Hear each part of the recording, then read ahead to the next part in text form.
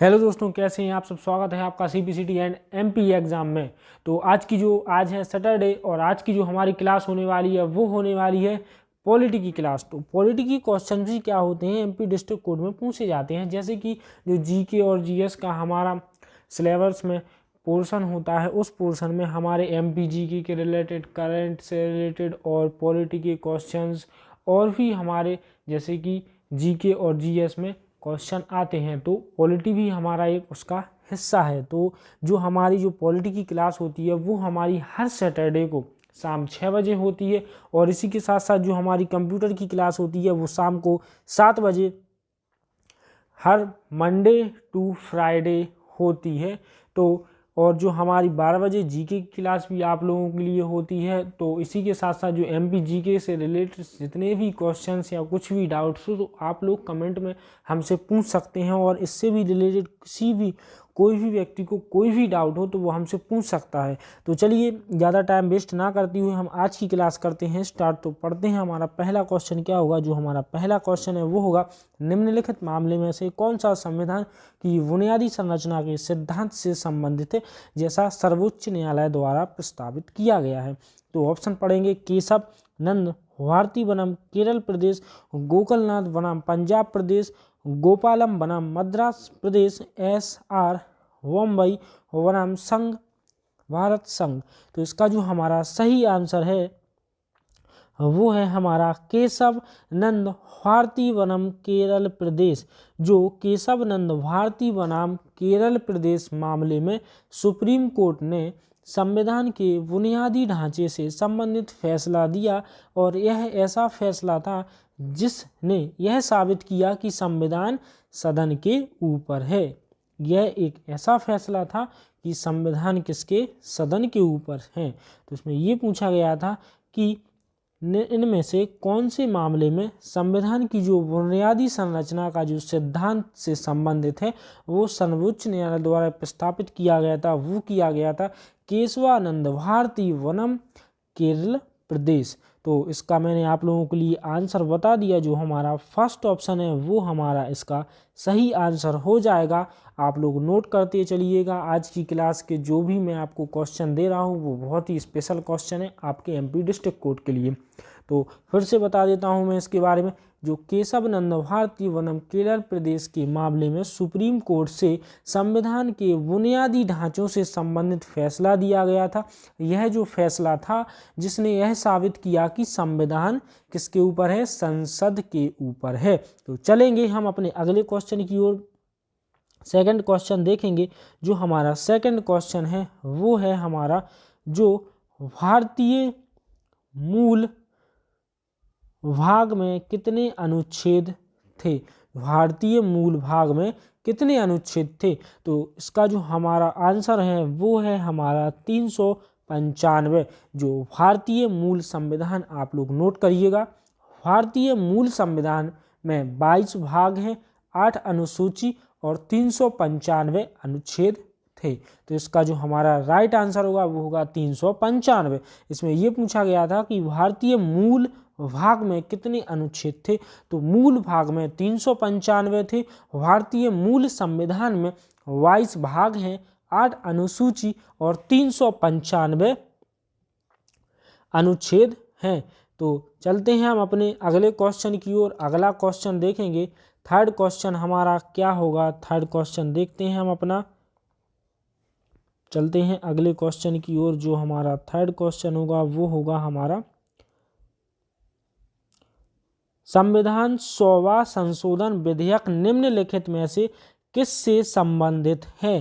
तो ऑप्शन पढ़ते हैं। असम विधानसभा में एससी और एसटी का प्रतिनिधित्व, और दूसरे ऑप्शन में दिया है 8वीं अनुसूची में नई भाषा, तीसरे में दिया है हमारे लिए क्या, राष्ट्रीय न्यायिक आयोग की स्थापना, फोर्थ दिया है एंटी डिफेक्शन लॉ।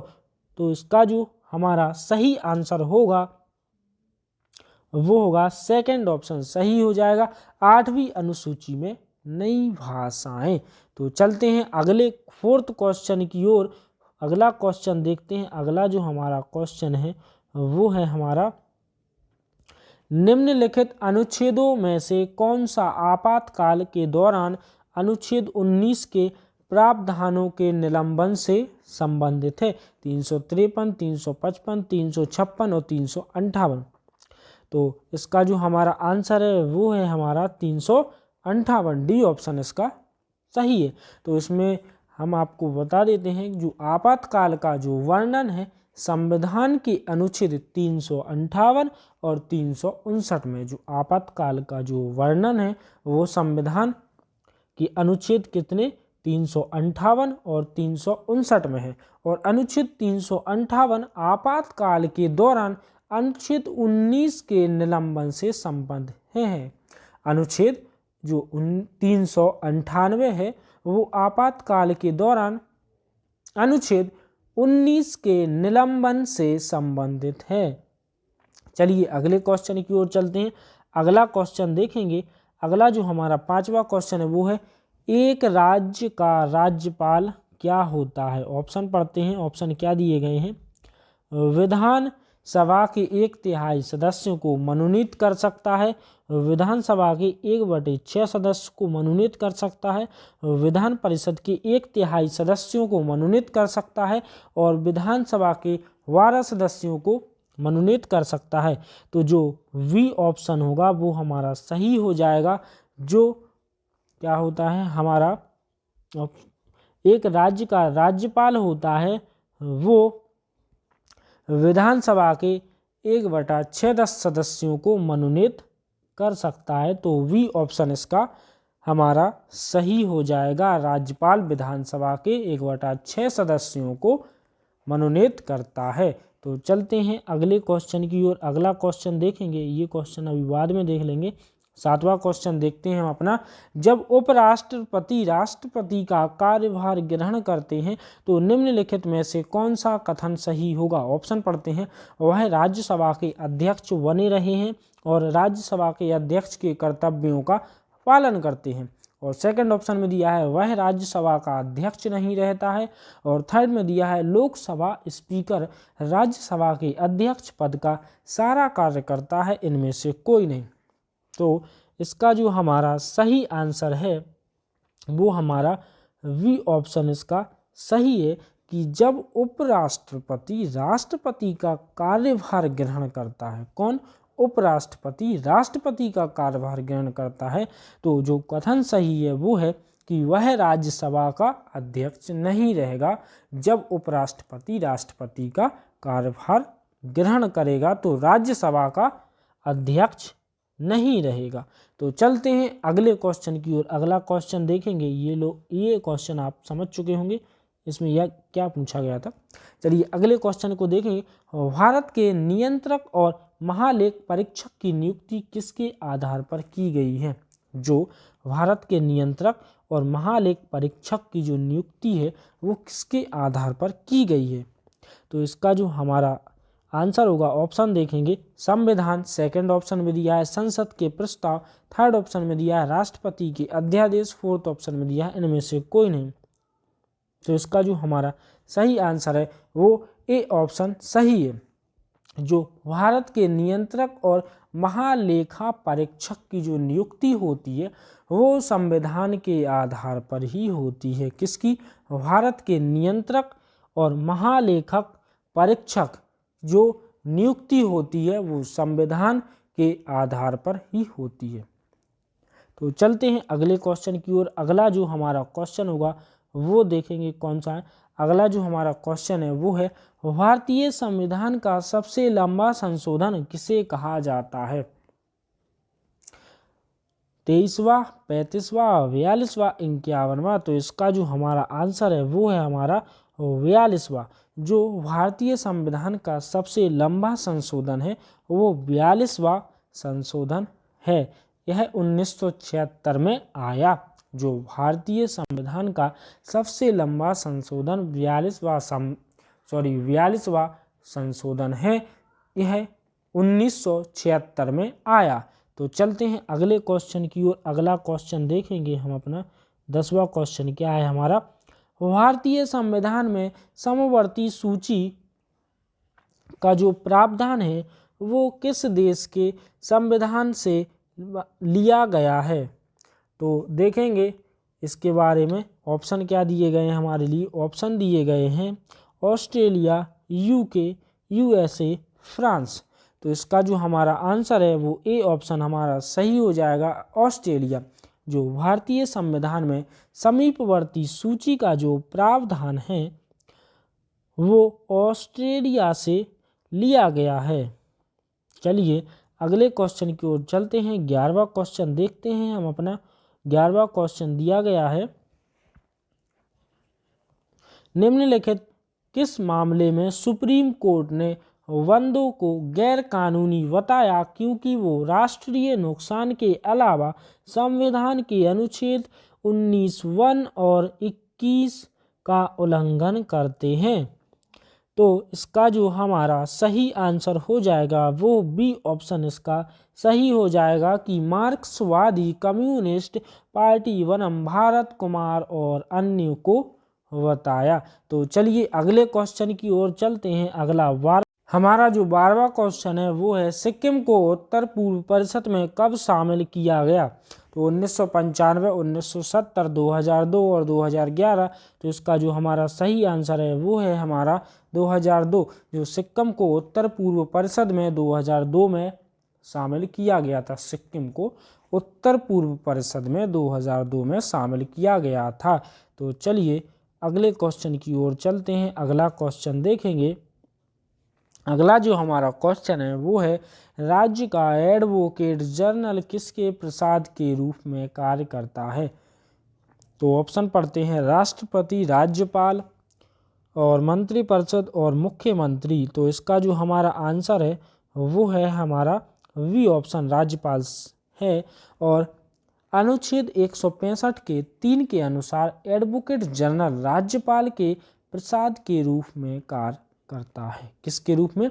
अनुच्छेद 165 के भाग 3 के अनुसार एडवोकेट जनरल 165वें अनुच्छेद के 3वें भाग के अनुसार एडवोकेट जनरल राज्यपाल के प्रसाद के रूप में कार्य करता है।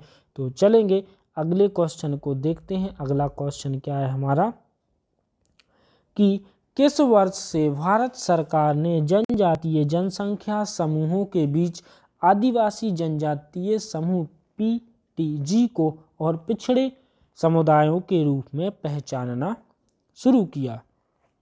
1960, 70, 1975, 1980। तो इसका जो हमारा आंसर है वो है हमारा 1975। चलते हैं अगले क्वेश्चन की ओर। अगला क्वेश्चन देखेंगे। अगला जो हमारा क्वेश्चन है वो है, निम्नलिखित में से किस राजनीतिक दल ने हरित प्रदेश की मांग का समर्थन किया? भारतीय जनता पार्टी, भारतीय राष्ट्रीय कांग्रेस, बहुजन समाज पार्टी, समाजवादी पार्टी। तो इसका जो हमारा सही आंसर है वो सी ऑप्शन सही है।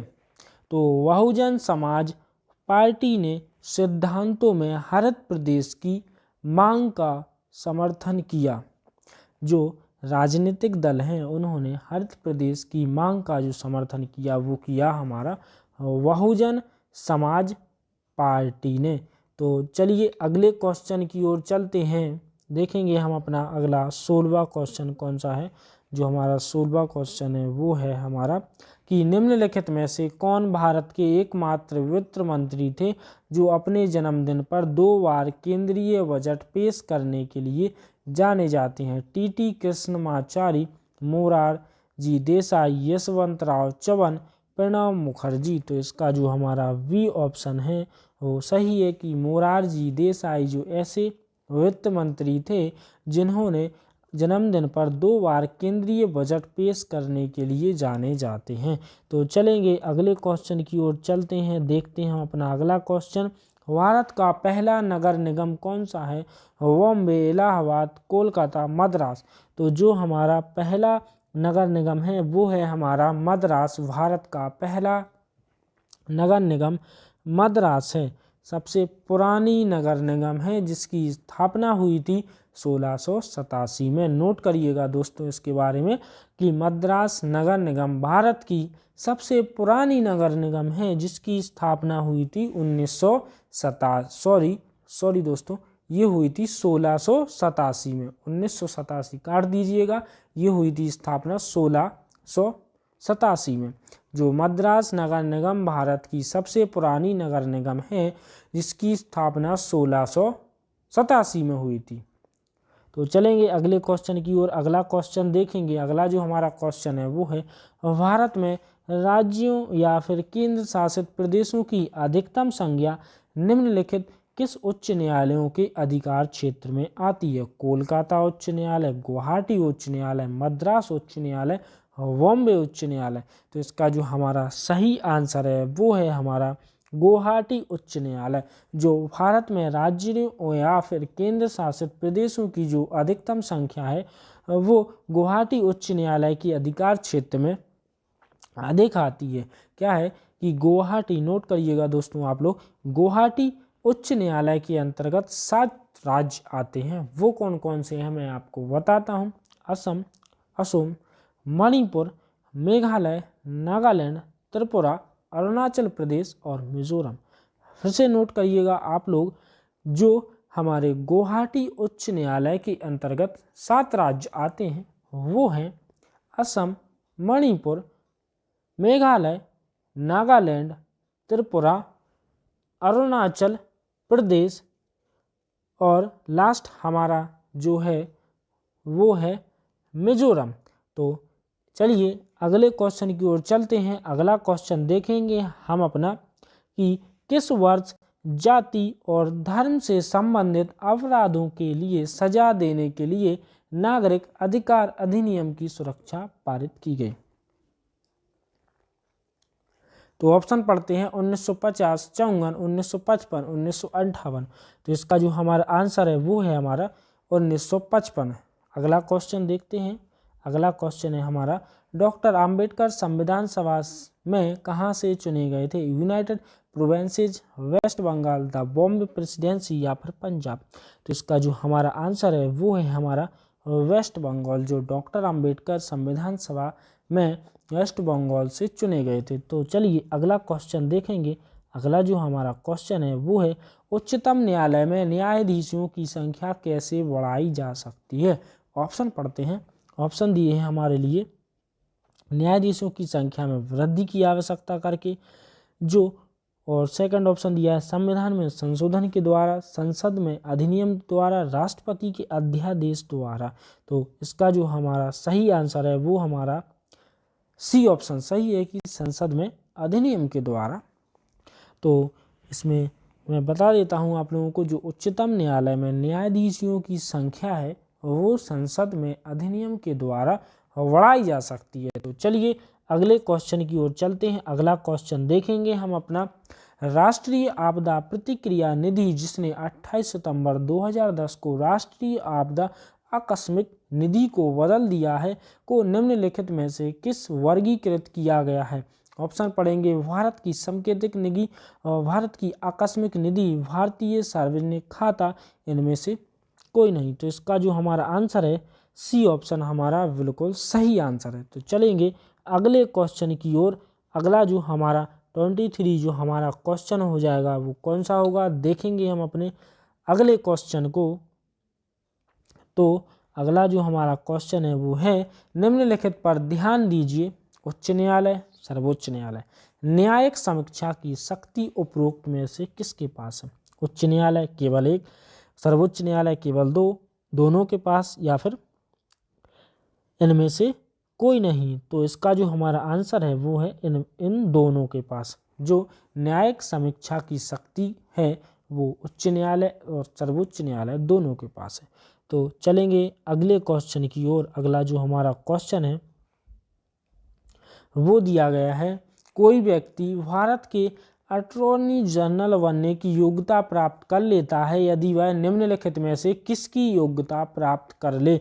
ऑप्शन पढ़ते हैं, सुप्रीम कोर्ट का मुख्य न्यायाधीश, हाई कोर्ट का मुख्य न्यायाधीश, सुप्रीम कोर्ट का न्यायाधीश या फिर हाई कोर्ट का न्यायाधीश। तो इसका जो हमारा आंसर है वो है हमारा सी ऑप्शन बिल्कुल सही आंसर है कि कोई भी व्यक्ति भारत के अटॉर्नी जनरल बनने की जो योग्यता प्राप्त कर लेता है यदि वह सुप्रीम कोर्ट के न्यायाधीश बनने की योग्यता प्राप्त कर ले। तो एक बार फिर से आप लोग नोट करिएगा, मैं रिपीट करता हूँ। कोई व्यक्ति भारत के अटॉर्नी जनरल बनने की योग्यता प्राप्त कर लेता है यदि वह सुप्रीम कोर्ट के न्यायाधीश बनने की योग्यता प्राप्त कर ले। तो इसका जो आंसर है वो सुप्रीम कोर्ट का न्यायाधीश। तो चलेंगे अगले क्वेश्चन की ओर। अगला क्वेश्चन देखते हैं हम अपना। अगला जो हमारा क्वेश्चन है वो है 1950 में योजना आयोग की स्थापना किसने की? ऑप्शन प्रधानमंत्री, सेकंड ऑप्शन राष्ट्रपति, थर्ड ऑप्शन संसद, फोर्थ ऑप्शन है हमारा कैबिनेट। तो इसका जो हमारा सही आंसर है वो है हमारा कैबिनेट। कैबिनेट डी ऑप्शन बिल्कुल सही है। नोट करिएगा दोस्तों इसके बारे में। जो योजना आयोग की स्थापना हुई वो 1950 में कैबिनेट ने एक अतिरिक्त संवैधानिक संस्था के रूप में की और 17 अगस्त 2014 को इसे ख़त्म भी कर दिया और इसका स्थान नीति आयोग ने ले लिया। एक बार फिर से आप लोग नोट करिएगा, 1950 में इसकी कैबिनेट ने एक अतिरिक्त संवैधानिक संस्था के रूप में इसकी स्थापना की, लेकिन 17 अगस्त 2014 को इसे ख़त्म कर दिया गया और इसके स्थान नीति आयोग ने ले लिया। तो चलेंगे अगले क्वेश्चन की ओर। आप लोग समझ गए होंगे, इसका आंसर हमारा डी ऑप्शन इसका सही था। अगला क्वेश्चन देखते हैं हम अपना। राष्ट्रीय भूमि अधिग्रहण पुनर्वास और पुनर्वास विधेयक का लक्ष्य निम्नलिखित में किसका विकल्प होना चाहिए? भूमि अधिग्रहण अधिनियम 1896, भूमि अधिग्रहण अधिनियम 1884, भूमि अधिग्रहण अधिनियम 1894 और इनमें से कोई नहीं। इसका जो आंसर है वो सी ऑप्शन हमारा सही है। तो चलेंगे अगले क्वेश्चन की ओर। अगला क्वेश्चन देखते हैं। भारत में 3 स्तरीय पंचायतीय प्रणाली कितनी जनसंख्या से ऊपर वाले राज्यों में? 15 लाख, 25 लाख, 20 लाख, 30 लाख। तो इसका जो हमारा आंसर है वो है हमारा 20 लाख। चलिए अगले क्वेश्चन की ओर चलते हैं। अगला हमारा क्वेश्चन दिया गया है। सुप्रीम कोर्ट के मुख्य न्यायाधीश के रूप में कार्य करने के लिए व्यक्ति को उच्च न्यायालय में कम से कम कितने वर्ष तक कार्य करना चाहिए? 10 वर्ष, 12 वर्ष, 15 वर्ष, 20 वर्ष। तो इसका जो हमारा आंसर है वो है हमारा 10 वर्ष। नोट करिएगा दोस्तों, सुप्रीम कोर्ट का जज बनने की जो प्रमुख योग्यता होती है वो व्यक्ति में कम से कम 10 वर्ष तक किसी उच्च न्यायालय में न्यायाधीश के रूप में कार्य कर चुका हो। सुप्रीम कोर्ट का जज तभी बन पाएगा वो व्यक्ति जब वह कम से कम 10 वर्ष तक किसी उच्च न्यायालय में न्यायाधीश के रूप में कार्य किया हो। तो चलेंगे इसी के साथ साथ दोस्तों जो हमारा आज का क्वेश्चन था ये लास्ट क्वेश्चन था। ये जो आज की हमारी पॉलिटी की क्लास होती है वो होती है यहीं पर समाप्त। मिलते हैं हम मंडे को अपनी कंप्यूटर की क्लास में। जो हमारी पॉलिटी की अगली क्लास होगी वो अब अगले सैटरडे को होगी। इसी के साथ साथ जो दोस्तों हमारी कंप्यूटर की क्लास है वो भी आप लोग देखना ना भूलें। इसी के साथ साथ आज की क्लास को करते हैं समाप्त। जय हिंद, जय भारत दोस्तों। मिलते हैं मंडे को और अगली जो सैटरडे की क्लास होगी नेक्स्ट पॉलिटी की क्लास में सैटरडे को। जय हिंद, जय भारत।